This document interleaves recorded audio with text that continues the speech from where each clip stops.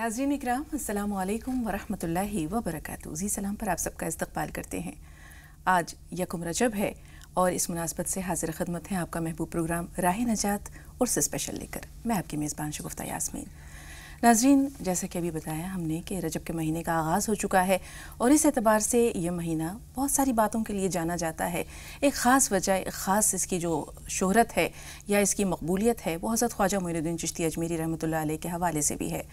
नाज़रीन, ख्वाजा साहब को दुनिया से पर्दा किए 800 साल से ज़्यादा का अरसा गुजर चुका, लेकिन आपकी महबूबियत का वही आलम है, आपकी मकबूलियत का वही आलम है, आस्ताने की रौनक का वही आलम है। और इस एतबार से हम देखते हैं कि कल से ही अजमेर शरीफ की गलियां जो हैं वो गुलजार हो चुकी हैं, उर्स मुबारक की तक़रीबात का आगाज़ हो चुका है। तो इस हवाले से इंशाअल्लाह हमारे जो आने वाले कई दिन हैं उनमें हम ख्वाजा साहब की सीरत, आपकी तालीमात के हवाले से मुख्तलिफ़ बातें आपके गोश गुजार करेंगे। तो चूँकि ये प्रोग्राम कुछ स्पेशल है इसलिए हमारे मेहमान भी बहुत ख़ास हैं। आइए स्टूडियो में मौजूद अपने मेहमानों से आप सबको रूबरू कराते हैं। आप सबकी तरफ से और अपनी तरफ से इस्तकबाल करना चाहेंगे क़ारी फजलुर रहमान साहब का। पुरतपा खैर मक़दम है क़ारी साहब, और खुश आमदीद कहेंगे सना को भी, आपका भी खैर मक़दम है। और हमारी पूरी टीम की तरफ से हमारे नाज़रीन का भी इस्तकबाल है। तो नाज़रीन, अच्छा लगता है जब अपने प्रोग्राम का आगाज़ हम अल्लाह ताला के नाम से, उसके कलाम से करते हैं। और चूँकि क़ारी साहब माशाअल्लाह तिलावत कुरान पाक में यद तूला रखते हैं, उसकी खूबसूरत क़िरत, खुश अलहानी में क़ारी साहब को मलका हासिल है। तो क़ारी साहब के हुजूर चलते हैं और आपसे मुअद्दबाना इल्तिमास करते हैं कि आज की जो हमारी ये बज़्म है इसका आगाज़ तिलावत कुरान पाक से कीजिए। अऊज़ु बिल्लाहि मिनश शैतानिर रजीम। बिस्मिल्लाहिर्रहमानिर्रहीम। फला सद्दक़ वला सल्ला वलाकिन कज़्ज़ब वतवल्ला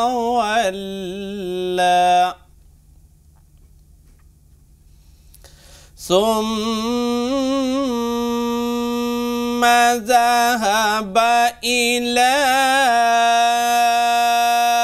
अहलिही यतमत्ता। औला लक फ़अौला।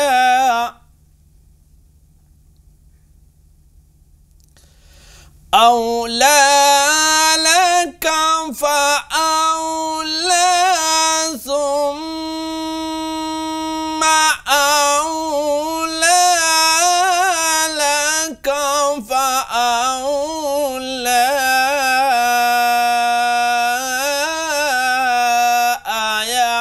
अयहसबुल इंसानु अन सुदा।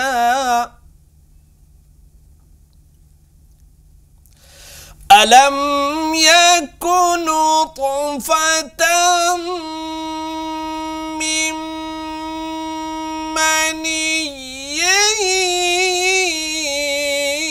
युमना सुम्म काना अलक़तन फ़ख़लक़ फ़सव्वा।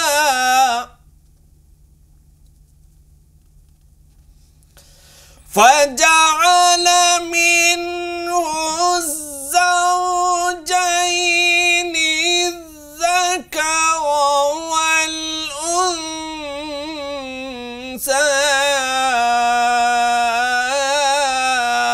أليس ذلك بقادر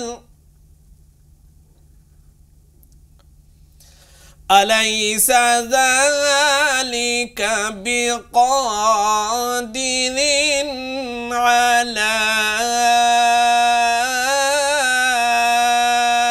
أن يحيي الموتى صدق الله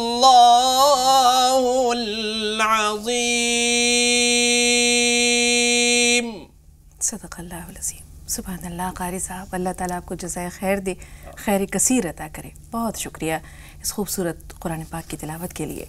تو ناظرین, اللہ تعالیٰ کے حضور جبین نیاز خم کرنے کی ایک دوسری صورت یہ بھی ہے کہ ہم اللہ تعالیٰ کی تعریف اور توصیف بیان کریں. ثنائے باری تعالیٰ کے لیے ہم ثنا کو زحمت دیں گے. ثنائے خوبصورت سی حمد پیش کرنے جا رہی ہیں, ہے نا ثنا؟ آغاز کیجیے. السلام علیکم ورحمۃ اللہ وبرکاتہ. بسم اللہ الرحمن الرحیم. اے خدا تیرے بندے ہیں ہم. اے خدا تیرے بندے ہیں ہم گناہ گار بھی, ہم سیاہ کار بھی. اے خدا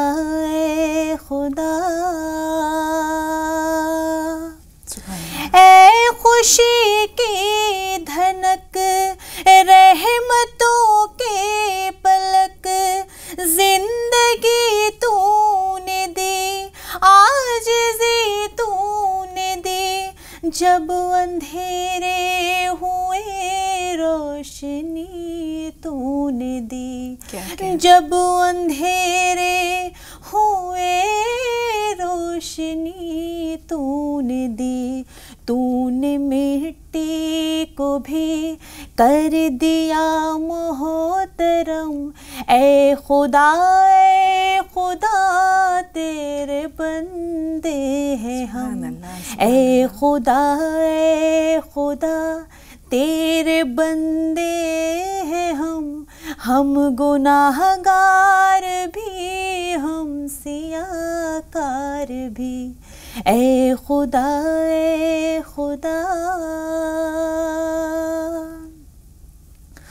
خواب بخشے ہنسی نیند آنکھوں میں دی. دل کے اس ساز میں دھڑکنے بھی رکھی. کوئی تجھ سا سخی اے خدا یا نہیں. کیا بات. کوئی تجھ سا سخی اے خدا یا نہیں. کیسے کیے تو نے ہم پہ کرم. کیسے کیے تو نے ہم پہ کرم. اے خدا تیرے بندے ہیں ہم. اے خدا تیرے بندے ہیں ہم گناہ گار بھی, ہم سیاہ کار بھی. اے خدا بہت خوب, بہت خوب. اے خدا رحم کر بھیج رحمت ادھر, پھر بہار آئے گی ہم کو دے دے خبر. پیار سے پھر بھرے گا یہ قصبہ نگر. پیار سے پھر بھرے گا یہ قصبہ نگر. رنگ خوشبو لکھے پھر ہمارا قلم. رنگ خوشبو لکھے پھر ہمارا قلم. اے خدا تیرے بندے ہیں ہم. اے خدا تیرے بندے ہیں ہم گناہ گار بھی, ہم سیاہ کار بھی. اے خدا سبحان اللہ. لطف دوبالا ہو گیا ثنا. جزاک اللہ. اللہ تعالیٰ آپ دونوں کو جزائے خیر عطا کرے. ہمارے اس پروگرام کی رنگا رنگی کو, اس کی رونق کو چار چاند لگانے کے لیے بہت بہت شکریہ. امید ہے کہ ناظرین اس سے خوبصورت آغاز یقینی طور پر آپ بھی یہی سراہ رہے ہوں گے, یہ بھی کہہ رہے ہوں گے کہ اس سے خوبصورت آغاز نہیں ہو سکتا تھا. تو یہاں ایک چھوٹا سا وقفہ درکار ہے.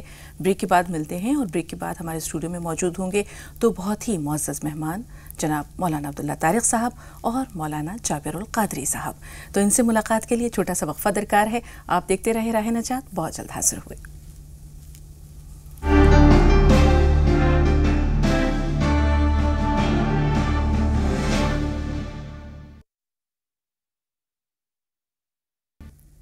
नाज़रीन, वक्फे के बाद एक बार फिर आप सबका इस्तकबाल है। आप देख रहे हैं राह नजात उर्स स्पेशल। प्रोग्राम की रौनक को दोबारा करने के लिए हमारे दो और मौजूद मेहमान तशरीफ़ ला चुके हैं। आप सबकी तरफ से और अपनी तरफ से इस्तकबाल करना चाहेंगे सिलसिला चिश्तिया साबरिया के साहिब निस्बत आलिम दीन और मारूफ इस्लामी स्कॉलर जनाब मौलाना अब्दुल्ला तारिक साहब का। पुरतपा खैर मक़दम है मौलाना साहब, और खुशामदीद कहना चाहेंगे जनाब मौलाना जाबिरुल क़ादरी साहब का। आपका भी इस्तकबाल है जी सलाम के स्टूडियो में और आपके अपने प्रोग्राम में। तो नाज़रीन, आइए बातचीत के सिलसिले की शुरुआत करते हैं। जैसा कि इब्तिदा में अर्ज़ किया था कि अजमेर शरीफ में ख्वाजा मोइनुद्दीन चिश्ती अजमेरी रहमतुल्लाह अलैह के 806वें उर्स मुबारक की तक़रीबात का आगाज़ हो चुका है। नाज़रीन, 800 साल से ज़्यादा का अरसा गुजर गया, लेकिन हम देखते हैं कि महबूबियत और जो मकबूलियत है उसमें किसी तरह की कोई कमी नहीं आई। दुनिया के कोने कोने से, मुल्क के गोशे गोशे से लोग जोक दर जोक वहाँ पहुँचते हैं। ऐसा महसूस होता है कि लोगों का एक हुजूम है जो उमड़ा पड़ रहा है। तो हम देखते हैं कि अल्लाह ताला ने इंसानियत की हिदायत के लिए, रहनुमाई के लिए मुख्तलिफ़ लोगों को मुख्तलिफ़ औक़ात में मुख्तलिफ़ सूरतों में मबूस किया। सबसे पहले तो हम देखते हैं कि अल्लाह ताला ने अम्बिया और रसूल को भेजा। पै दर पै हज़रत ईसा अलैहिस्सलाम तक अम्बिया और रसूल आते रहे। उसके बाद रसूल मकबूल सल्लल्लाहु अलैहि वसल्लम हज़रत मोहम्मद मुस्तफ़ा सल्लल्लाहु अलैहि वसल्लम आखिरी नबी की हैसियत से तशरीफ़ लाए। आपके बाद कोई नबी नहीं आने वाला है, लेकिन ये दुनिया खैर व शर की आमाजगाह है। यहाँ नेकी है तो बदी भी है, भलाई है तो बुराई भी है, और इंसान कभी कभी सिरात मुस्तकीम से भटक भी जाता है। तो ऐसे में अल्लाह ताला अपने कुछ बंदों को लोगों की हिदायत और रहनुमाई के लिए मखसूस कर लेता है, चुन लेता है, और उन्हें हम औलिया के नाम से भी जानते हैं। तो एक लंबा सिलसिला है औलिया इकराम का। तो हम जानते हैं मौलाना साहब से कि नबूवत के बाद जो औलिया इकराम का सिलसिला शुरू हुआ है, ये किस तरह मुख्तलिफ़ मदारिज में आगे को बढ़ा और किस तरह इन लोगों ने वक्तन फ़वक्तन इंसानियत की रहनुमाई का फ़रीज़ा अंजाम दिया। मौलाना अब्दुल्ला तारिक साहब। अस्सलामु अलैकुम वरहमतुल्लाहि वबरकातुहू। बिस्मिल्लाहिर्रहमानिर्रहीम।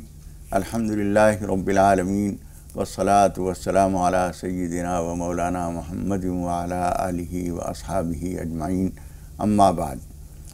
मोहतरम हज़रात, आप जानते हैं कि हिदायत देना न देना, ये तो असल में इसकी डोर तो अल्लाह ताला ने अपने ही हाथ में रखी है।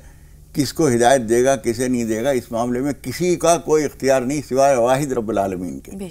हत्ता कि कुरान मजीद में हुजूर अकरम सल्लल्लाहु अलैहि वसल्लम जो सय्यदुल अंबिया सय्यदुर रसूल हैं, और हिदायत दी अगर देने का इख्तियार किसी को होता तो सबसे बढ़कर हुजूर अकरम सल्लल्लाहु अलैहि वसल्लम को होता। लेकिन अल्लाह ताला ने फरमा दिया, इन्नका ला तहदी मन अहबब्त वलाकिन्नल्लाह यहदी मन यशा। ए नबी, आप जिसे चाहें हिदायत दे दें, ऐसा नहीं है। हम जिसे चाहेंगे हिदायत देंगे, लेकिन हिदायत देने के लिए जो ज़राए हमने बनाए हैं उनमें सबसे पहला ज़रिया जो है वो नबूवत है। नबूवत में उसका आला मकाम सय्यदुल अंबिया हज़रत मोहम्मद मुस्तफ़ा सल्लल्लाहु अलैहि वसल्लम का है। उसके बाद दूसरी शख्सियात हैं जिनको वक्तन फ़वक्तन खुदा पाक इंसानों की हिदायत के लिए इस्तेमाल फरमाता है। बिल्कुल। जहाँ तक विलायत की बात आती है, मौलाना जाबिरुल क़ादरी साहब, उसके बारे में कुछ बताएं। अस्सलामु अलैकुम वरहमतुल्लाहि वबरकातुहू। नहमदुहु व नुसल्ली अला रसूलिहिल करीम, अम्मा बाद, फ़अऊज़ु बिल्लाहि मिनश शैतानिर रजीम, बिस्मिल्लाहिर रहमानिर रहीम। मोहतरम, नबुव्वत के बाद सारे अंबिया मुरसलीन ख़ातिमुन नबिय्यीन जनाब मुहम्मद रसूलुल्लाह सल्लल्लाहु तआला अलैहि वसल्लम के बाद नबुव्वत और रिसालत का दरवाज़ा कुल अल्लाह तबारक व तआला ने बंद फरमा दिया। कुरान शरीफ कलाम पाक कलाम इलाही में ख़तमल्लाह व ख़ातमुन नबिय्यीन सय्यिदुल मुरसलीन के अलक़ाब मुतबर्रका से अल्लाह ताला ने रसूल अकरम सल्लल्लाहु अलैहि वसल्लम को मुशर्रफ फरमाकर इस बात पर दलील वाज़ेह कायम फरमा दी कि अब मेरे ख़ज़ाने करम, ख़ज़ाने लुत्फ़ अता में नबुव्वत और रिसालत का दरवाज़ा बंद है। लेकिन इसी दरिया और समंदर से मैं एक मर्तबे की, एक मकाम की, एक ऐसी राह की रूहनुमाई होगी कि क़यामत तक के लिए जो काम नबी करते थे, रसूल करते थे, अब वो काम इस जमात औलिया इकराम से लिया जाएगा। जमात औलिया इकराम से लिया जाएगा, सुलहा से लिया जाएगा, सूफिया से लिया जाएगा, असफिया से लिया जाएगा, अतकिया से लिया जाएगा। ये सब जमा के अल्फाज हैं, लेकिन वो असल क्या है? विलायत। ولی ہونا، والی ہونا، مددگار ہونا، تو یہ جماعت اولیاء اکرام جو ہے ولایت بہت بڑا اچھا اچھوتا نایاب مقام ہے جو اللہ تعالیٰ ہر کس و ناکس کو عطا نہیں فرماتا.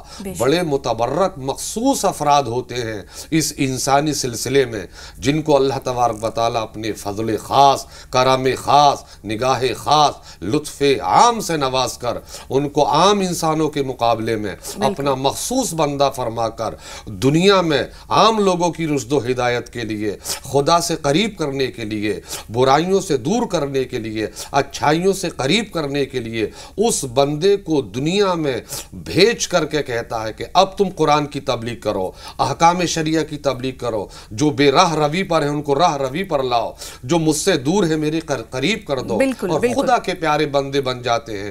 تو قرآن کی نگاہ میں، حدیث کے الفاظ میں اس کو ولی کہا جاتا ہے. بالکل مولانا صاحب، آپ نے بہت تفصیل سے بتایا. کچھ تو خاص جوہر بھی ہوتے ہیں ان کی شخصیت کے، اور کچھ مرشد کی جو نگاہ خاص ہوتی ہے وہ اس جوہر کو اور سیقل کرتی ہے اور نکھارتی ہے.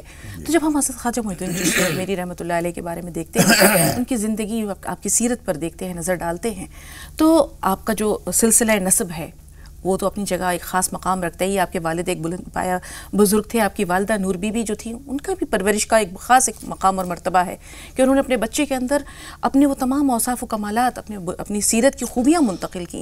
لیکن اس کے بعد کا جو سلسلہ ہے تعلیم و تعلم کا، درس و تدریس کا، وہ کس طرح آگے بڑھتا ہے اور کس طرح آپ کی جو شخصیت کے جوہر ہیں وہ اور نمایاں ہوتے جاتے ہیں، پختہ ہوتے جاتے ہیں. دیکھیے، سب سے بڑی چیز یہ ہے کہ ایک تو حضور غیور نواز رحمۃ اللہ علیہ چونکہ خاندانی نبوت کا ایک حصہ ہیں، اس لیے جو روحانی کمالات جو خون میں منتقل ہوئے ہیں، جو روح میں آئے ہیں، وہ سب سے بنیادی چیز ہے جو خدا پاک نے حضور اکرم صلی اللہ علیہ وسلم کے سلسلے سے کرنے کے ذریعے آپ کے اندر وہ خوبیاں پیدا کی. پھر اس کے بعد والدین کی تربیت، یہ بھی بہت بڑی چیز ہوتی ہے. پھر اس کے بعد جو مربی ہوتا ہے اس کی تربیت کے اثرات نمایاں ہوتے ہیں. اور پھر اس کے بعد اخیر میں حضور غیور نواز فرماتے ہیں کہ ایک مرتبہ ان کے پیر حضرت شیخ عثمان ہرونی رحمۃ اللہ علیہ نے ان کو فرمایا کہ اوپر دیکھو. انہوں نے جو اوپر دیکھا تو لامتناہی سلسلہ انوارات کا نظر آیا. پھر اس کے بعد زمین کی طرف دیکھنے کے لیے فرمایا، ادھر دیکھا تو وہاں بھی غیر محدود رہنمائیاں ملی. اس کے بعد پھر انہوں نے وہ ذمہ داری دی. اس کے بعد پھر آپ نے ایک سفر مدینہ منورہ کا کیا. بالکل حضور اکرم صلی اللہ علیہ وسلم کی خدمت عالی میں حاضر ہو کر، اور آپ نے جو وہاں روحانی رابطہ قائم کیا. صوفیہ کرام کے ہاں ایک چیز ہوتی ہے جو عام طور پر ہر شخص کو یہ بات معلوم نہیں ہوتی، لیکن وہ جب کسی بزرگ ہستی کے پاس پہنچتے ہیں تو روحانی طور پر ایک رابطہ قائم ہو جاتا ہے، ایک لنک بن جاتا ہے. جس طرح سے ہم ایک آدمی دوسرے کو دیکھتا ہے اور نظر کے تار سے ایک رابطہ بنتا ہے، اسی طریقے سے قلب کو ایک راستہ بنتا ہے. یہ رسائی کیسے حاصل ہوتی ہے مولانا صاحب؟ ادھر بھی ہم آئیں گے، لیکن دل سے دل کا یہ راستہ یہ کیسے بنتا ہے؟ قلب سے قلب کا یا روح سے روح تک کا یہ سفر کیسے طے پاتا ہے؟ دیکھیے، اس چیز کو اگر ہم محسوسات سے سمجھنے کی کوشش کریں تو آپ یہ اندازہ کیجئے کہ قلب تو اللہ تعالیٰ نے ہر ایک کو دیا ہے، دل ہر ایک کے سینے میں ہے، لیکن دل کے اوپر اتنا کوڑا اور اتنا گندگی ہوتی ہے جیسے ایک آئینہ سامنے رکھا ہوا ہے اور اس کے اوپر اتنا کوڑا ہے کہ نظر ہی نہیں آ رہا ہے کہ شیشہ ہے یا کوئی ٹین کا ٹکڑا ہے. جب ہم اس کو صاف کرتے ہیں تو چمک اٹھتا ہے. اس طریقے سے وہ اپنے آئینہ قلب کو صاف کر کے جب وہاں پہنچتے ہیں تو یہاں کی چمک وہاں اور وہاں کی چمک یہاں آنے لگتی ہے. یہاں ایک سوال اور ہے مولانا صاحب، جیسے آپ نے کہا کہ اپنے دل کے آئینے کو صاف کر کے وہ وہاں پہنچے، لیکن ہم دیکھتے ہیں کہ یہ ان کی عبادت و ریاضت کا ابھی بہت آگے ایک طویل مرحلہ بھی ہے. اس موقع پر اللہ کا خاص ہم یہ کہہ سکتے ہیں کہ لطف و کرم ہے یا عنایت ہے کہ تزکیہ قلب کے ساتھ ساتھ یہ دنیا ان کی نظروں میں ہیج ہو گئی. یقینی طور پر وہ شخص جو دنیا کے مقابلے میں دین کو مقدم سمجھتا ہے، یہ اللہ کی عنایت اسی کے حصے میں آتی ہے. دیکھیے، یہ تمام مراحل تو پہلے کر لینے پڑتے ہیں. ہاں جب روحانی ذمہ داریاں دی جاتی ہیں تو اس سے پہلے تمام مراحل طے ہو جاتے ہیں.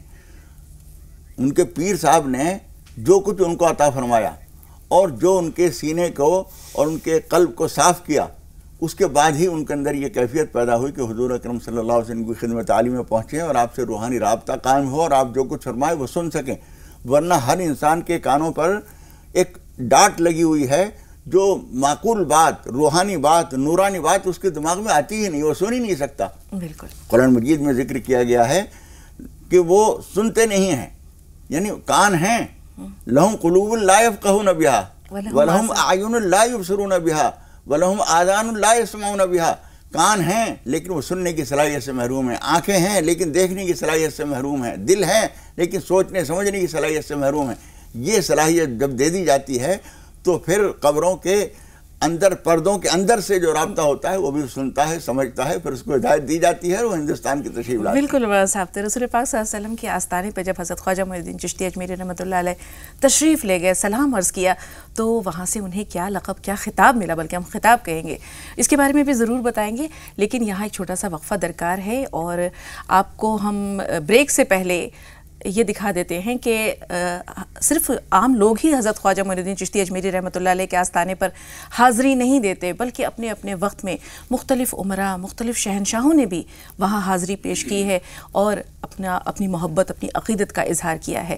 تو وہاں ان چیزوں کی کچھ یادگاریں موجود ہیں، یہ یادگاریں کیا ہیں ہم آپ کو دکھاتے ہیں۔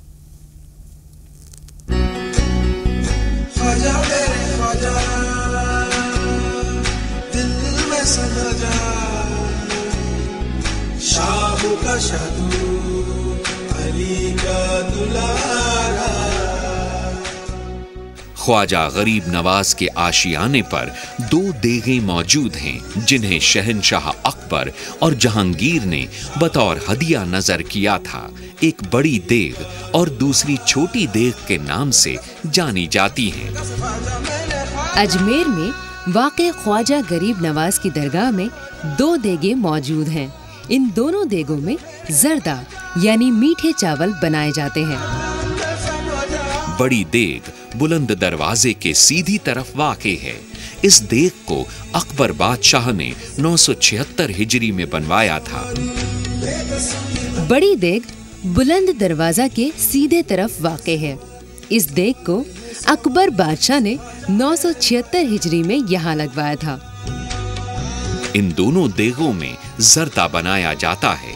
زائرین ان دیگوں میں خراج عقیدت کے طور پر پیسہ، اناج، چاول، چینی وغیرہ اپنی حیثیت کے مطابق نظر کرتے ہیں۔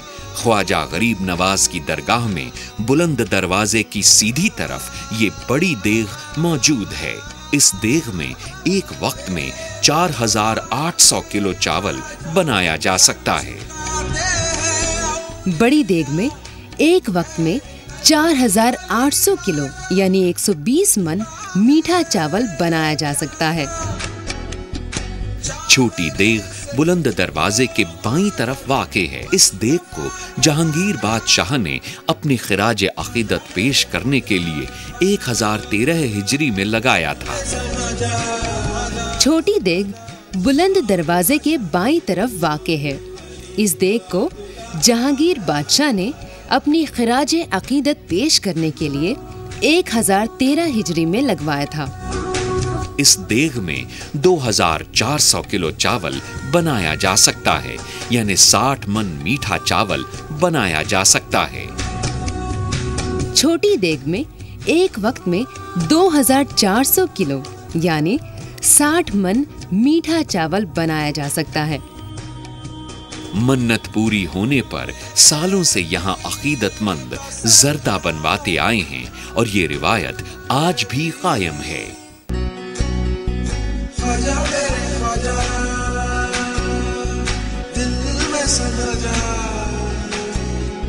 شاہ کا شادو علی کا دلارا۔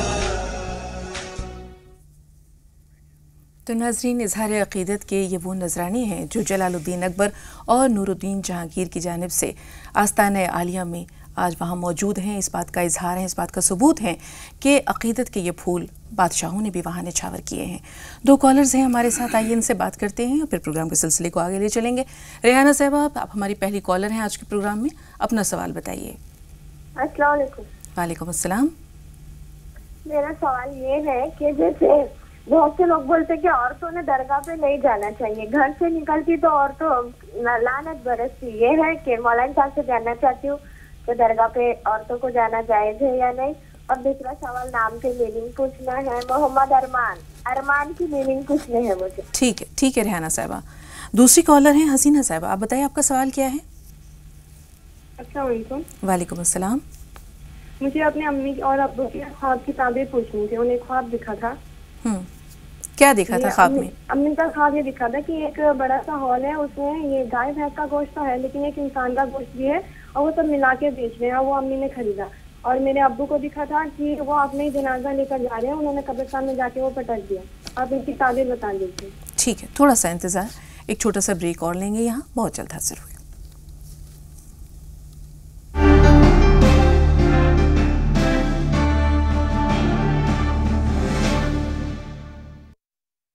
وقفے کے بعد ایک بار پھر آپ سب کا خیر مقدم ہے. مولانا صاحب, بہن نے جو درگاہ پر حاضری سے متعلق سوال کیا ہے اس کے لیے آپ کے پاس آنا چاہیں گے. جی دیکھیے, میری مائیں بہنیں درگاہ یا کوئی بھی جگہ, درگاہ بڑی متبرک ہے چونکہ اس میں ایک بندہ خدا جلوہ گر ہے, اس کی روح پر اللہ تعالیٰ انوار و تجلیات کی بارش عطا فرماتا ہے اس کی عبادت و ریاضت کی بنیاد پر. اب ہماری مسلمان کوئی بھی عورت کسی بھی دھرم کسی بھی مذہب کے ماننے والی ہو, اگر وہ جانا چاہتی ہے کوئی اپنی آرزو, کوئی اپنی تمنا, اپنی منت لینے کے بعد, تو بڑے خشوع, اطمینان, دیانتداری, وفاداری, نگاہوں میں حیا لے کر, صبر و استقلال کا پہاڑ بن کر, غیروں سے نگاہیں چھپا کر, اس کی نگاہوں کا تمتع بھی خدا کی جانب ہو, پھر بعد میں صاحب مزار کی جانب ہو, اور تمام دنیا و مافیا سے بے تعلق ہو کر کے اپنا دل اور نگاہوں کا تعلق وہاں جما دے جس کے لیے وہ آئی ہے. تو اور بھی یہ ہے کہ موجودہ زمانے کے اعتبار سے اگر وہ جانا چاہے تقرب کے لیے, اپنی مرادوں کو, تمناؤں کو, آرزوؤں کو, خواہشات کو پروان چڑھانے کے لیے باقاعدہ پردہ, تو وہ جا سکتی ہے, کوئی مباحت نہیں. بہت شکریہ مولانا صاحب. اب بہن نے جو خواب بتائے ہیں, 2 خواب, والدہ کا خواب بھی سنا آپ نے کہ کچا گوشت دیکھا, والد نے خواب میں جنازہ دیکھا ہے, تعبیر کیا ہو سکتی ہے؟ شاید انہوں نے کہا کہ اپنا ہی جنازہ لے کے جا رہے ہیں. بہرحال جنازہ لے کے جا رہے ہیں وہ, اور وہ کہتے ہیں وہاں جا کے انہوں نے پٹخ دیا. جی, تو ایک تو یہ بے ادبی ہے, جنازے کو پٹخا نہیں جاتا, اور دوسرے کا کچا گوشت دیکھنا بھی اچھا نہیں ہوتا.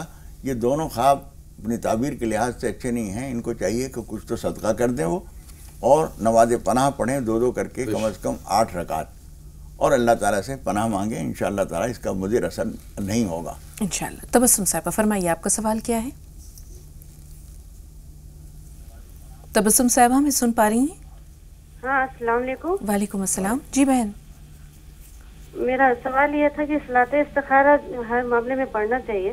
میں اکثر پڑھتی ہوں تو مجھے کچھ خواب میں کلیئر آتا ہی نہیں ہے, مجھے کچھ سمجھ میں ہی نہیں آتا. یا تو کبھی خواب نہیں دیکھتی, یا کچھ ایسا دیکھا بھی تو کچھ یاد نہیں رہتا ہے. تو ایسے میں کیا کریں, مجھے کچھ سمجھ میں نہیں آتا. جی. اور دوسرا یہ کہ میں اکثر جب خواب میں دیکھتی ہوں تو مٹھائیاں وغیرہ کھاتی ہوں, اور کل میں جب دیکھی تو میں دیکھی شاید میں گھر چھوڑ کر کسی ایسی جگہ پہ گئی ہوں جہاں بہت ہی عجیب سا جگہ تھا. کچھ دوسرے مذہب کے لوگ ہیں یا کوئی دھوبی لوگ رہتے ہیں. میں ان کے کپڑے دھو رہی ہوں, میں بھی کپڑے دھو رہی ہوں. شاید میں اپنے گھر والوں سے بغیر اجازت کے اور بنا بتائے ہوئے چلی آئی ہوں, شاید ناراض ہوں. پھر دیکھی کہ مجھے لینے. ٹھیک ہے مولانا صاحب, مولانا عبداللہ طارق صاحب, یہ خواب آپ یاد رکھیے گا. استخارے سے متعلق مولانا جابر صاحب سے جانیں گے, لیکن نسرین صاحبہ کا سوال لے لیں. بتائیے آپ کا سوال کیا ہے؟ نسرین صاحبہ ہمیں سن پا رہی ہیں؟ جی جی. ہلو جی نسرین, ٹی وی کا والیوم میوٹ کر دیں اور پھر اپنا سوال بتائیے. ہاں, ٹی وی کا آواز کم کر دیں. جی. ہلو, السلام علیکم. وعلیکم السلام. ہاں, میرا ایک سوال میرے بچی کے بارے میں پوچھنا تھا مجھے. اس کی شادی ہو کے 3 سال ہو گیا ہے. جی. لیکن وہ لوگوں نے 2 مہینے ہی بچی کو میرے کم کر لیں. جی نسرین صاحبہ, بات جاری رکھیے. اس کے بعد وہ لڑکا بچی کو رکھ کے چلا گیا. اس کے بعد ہے نا, تو 3 سال سے بچی میرے گھر پہ ہے. کوئی کیس رکھا تھا ہم نے, تو کیس کا فائنل لڑکا آئے گا نہیں آئے گا وہ کچھ پتا نہیں ہے, لیکن ڈیورس ہوا نہیں. تو کیا میرے بچی کو ہم دوسری جگہ شادی کر کے دے سکتے ہیں, کیا اس کی عدت ہم کو بھرنی پڑے گی؟ یہ بتائیے کہ بچی کی طلاق ہو گئی ہے؟ نہیں ہوئی.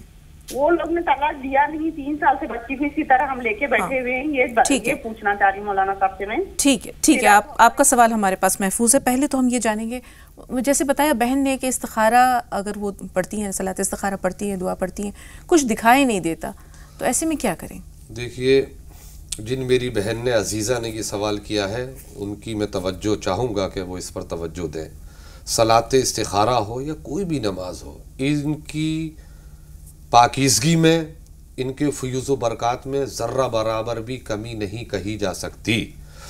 कहीं कमी होती है कि जो शराइत है इस्तिखारे के, उनको पूरा किया जाए, या जिस मकसद से कहा जाए, कहीं ना कहीं इस नमाज इस्तिखारा या इस्तिखारा करने वाले या करने वाली की कोई ना कोई कमी रहती है कि जिससे कि सही नताइज इस्तिखारे के या नमाज इस्तिखारे के साबित नहीं हो पा रहे हैं। वरना ये आज का अमल नहीं है, बहुत पुराना अमल है, और यही किसी चीज़ को करें या ना करें, नमाज इस्तिखारा तरद्दुद के आलम में किया जाता है कि हम इस चीज़ को करें। और फिर हाँ, एक चीज़ ये भी है कि जिस चीज़ के बारे में इस्तिखारा किया जा रहा है वो देखो कि वो अज़रूए शरा जायज़ है कि नहीं है। अगर वो जायज़ नहीं है तो इस्तिखारा करना बेकार है, और अगर जायज़ है और फिर उसमें आपको तवाहुम हो रहा कि मैं करूं या ना करूं, तो उसके लिए अल्लाह के नबी सल्लल्लाहु तआला अलैहि वसल्लम ने इरशाद फरमाया कि आप इस्तिखारा कीजिए। उसके बाद नताइज दुरुस्त नहीं आते हैं तो कहीं ना कहीं हमारे पढ़ने में, हमारे करने में, हमारी नीयत में खोट है, जो सही नताइज हमारे सामने नहीं आ पा रहे हैं। मैं अपनी बहन से गुजारिश करता हूँ कि जो शराइत के साथ मुकम्मल तौर से उसको पढ़ें, इंशाअल्लाह उम्मीद कवी है कि नताइज बेहतर से बेहतर साबित होंगे, जो वो अपनी उम्मीद से भी बाला होंगे उनके लिए। बहुत बहुत शुक्रिया। तबस्सुम साहिबा उड़ीसा से, फरमाइए आपका सवाल क्या है? अस्सलाम वालेकुम रहमतुल्लाहि व बरकातहू। वालेकुम अस्सलाम। जी बहन, मेरा सवाल कुछ भी नहीं है, मैं आपका और मौलाना साहब का शुक्रिया अदा करना चाहती हूँ कि इस तरह का आप एक प्रोग्राम बना रहे हैं जिसे हम देखकर बहुत कुछ जानने को और सीखने को मिल रहा है। बहुत शुक्रिया बहन, जज़ाकिल्लाह, बहुत शुक्रिया। मेरा कोई सवाल नहीं है। ठीक है, आपका पाकीज़ा जज्बा, आपके नेक ख्वाहिशात ने हम तक पहुंच गई। प्रोग्राम देखती रहें, अगर एक शख्स भी इससे कुछ हासिल कर लेता है तो यकीनी तौर पर इसे हम अपनी बड़ी कामयाबी से ताबीर कर सकते हैं। सवालात के जाने पड़ते हैं। मौलाना साहब, बहुत अहम सवाल ये है, जैसे इन्होंने कहा कि उस लड़की को तलाक नहीं हुई है, 3 साल से वालिदैन के घर में है, अब ऐसे में बिना तलाक के इद्दत का सवाल भी नहीं है, दूसरी शादी का मसला भी अगर दरपेश है, तो उसके लिए सूरत हाल क्या है? देखिए, उसका हल ये है कि जहाँ भी कहीं ये रहती हों वहाँ आसपास पता करें, अगर कोई शरई अदालत वहाँ दारुल क़ज़ा है तो वहाँ अपने इस केस ले जाकर वहाँ पेश करें। वो अपनी तमाम कार्रवाई करने के बाद अगर वो हल कर सकेंगे, इसको समझा बुझाकर, तो वो हल कर देंगे, वरना काजी शरा जो है वो निकाह फस्ख कर देता है, यानी निकाह को तोड़ देता है। जिस तारीख़ को वो निकाह फस्ख करेगा उस तारीख़ से ये इद्दत पूरी करें और उसके बाद फिर दूसरी जगह निकाह कर सकते हैं, बग़ैर उसके चाहे 10 साल गुजर जाएं, 20 साल गुजर जाएं, जब तक तलाक न हो उस तरह से उसको दूसरे के साथ शादी नहीं की जा सकती। लेकिन ये नहीं है कि वो लटकी रहेगी, शरीयत ने उसका हल दिया है, वो हल करके फिर उसके बाद दूसरी जगह कीजिए। जी, इन्होंने बहुत लंबा इंतज़ार किया, ये लंबा इंतज़ार भी उस बच्ची के लिए एक तरह से हक तलफी नहीं थी। इससे पहले ही कोई उसका बंदोबस्त करते और वो तलाक वाक़ हो जाती, निकाह फस्ख हो जाता, फिर दूसरी जगह कर सकते थे। बहुत शुक्रिया मौलाना साहब। आशिक अली साहब, फरमाइए आपका सवाल क्या है?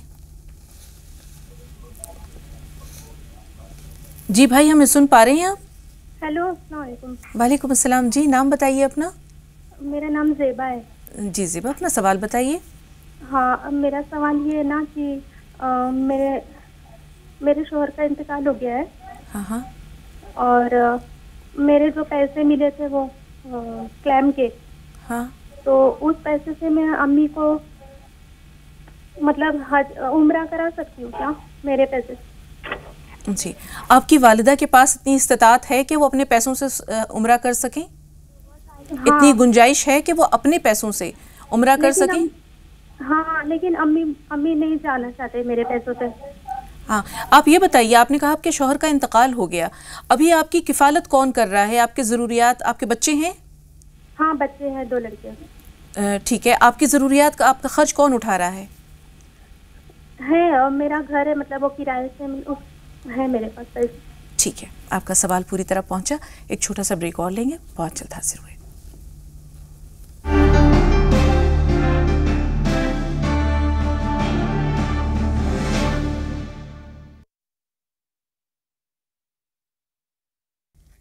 नाज़रीन, ब्रेक के बाद एक बार फिर आप सबका इस्तकबाल है।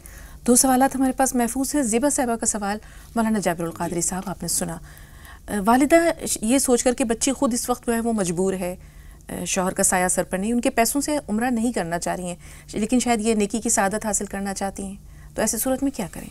देखिए, अगर मोहतरमा ज़ेबा साहिबा, पहले तो ये है कि अल्लाह तबारक व तआला उनके शौहर को अपने क़ुर्ब ख़ास में जगह अता फ़रमाए, उनके गुनाह सगीरा कबीरा को माफ़ फरमाकर जन्नत में मकाम ख़ास अता फ़रमाए।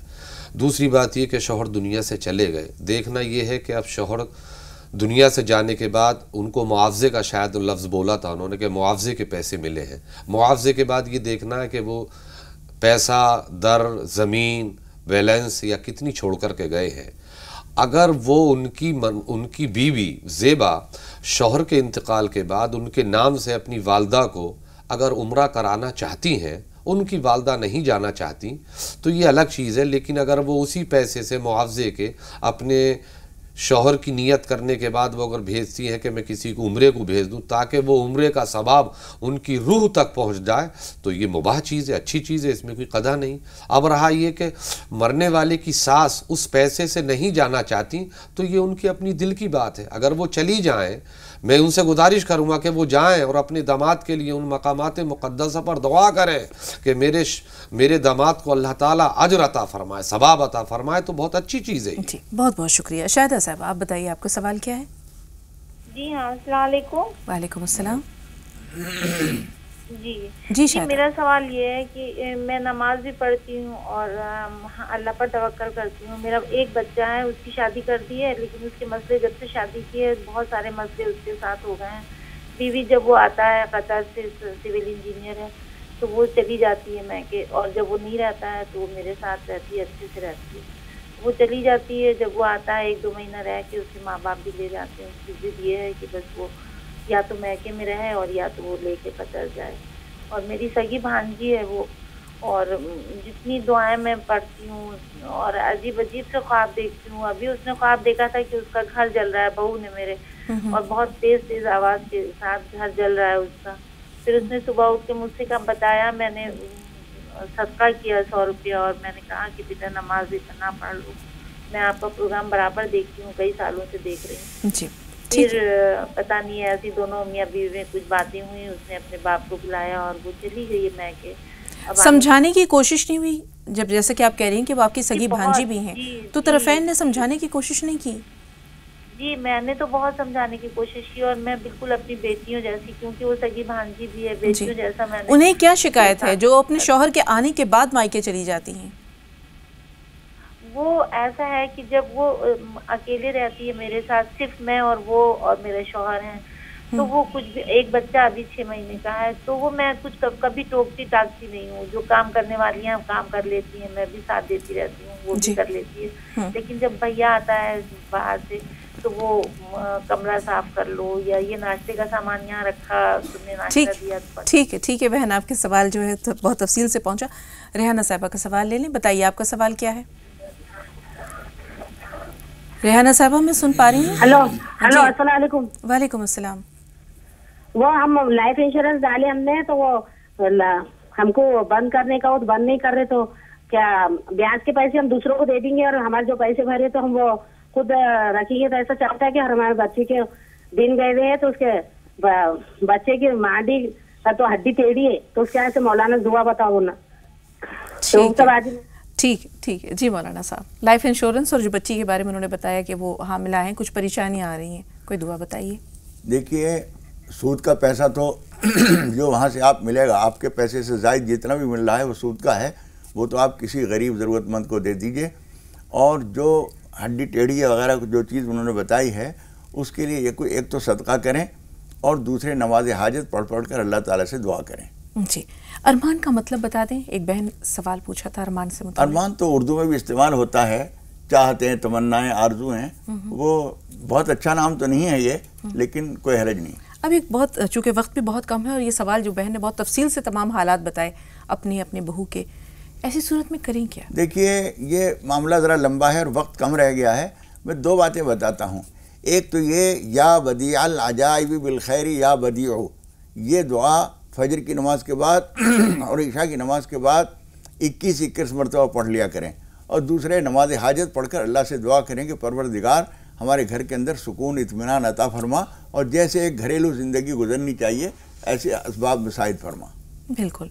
अब एक बहन ने सवाल किया था जिसमें उन्होंने कुछ मिठाई का तस्करा किया था, इसी तरह कुछ धोबी वगैरह का वो मिठाई जो कहीं दे रहा है कोई किसी को, वो तो बहुत अच्छी चीज़ है, और आप अपने कपड़े भी धो रही हैं, दूसरों को भी धो रही हैं, ये अच्छी चीज़ है।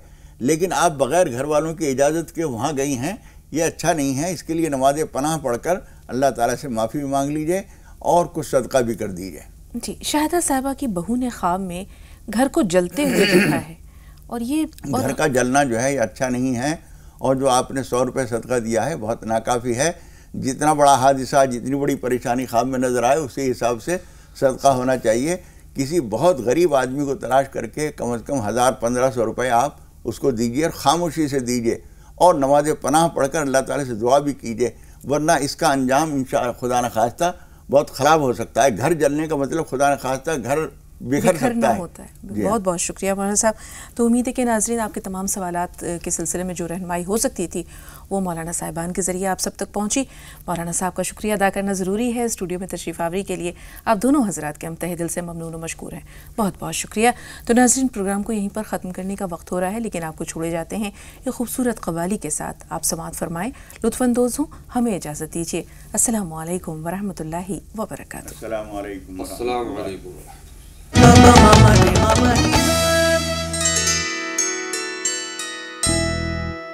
कृपा करो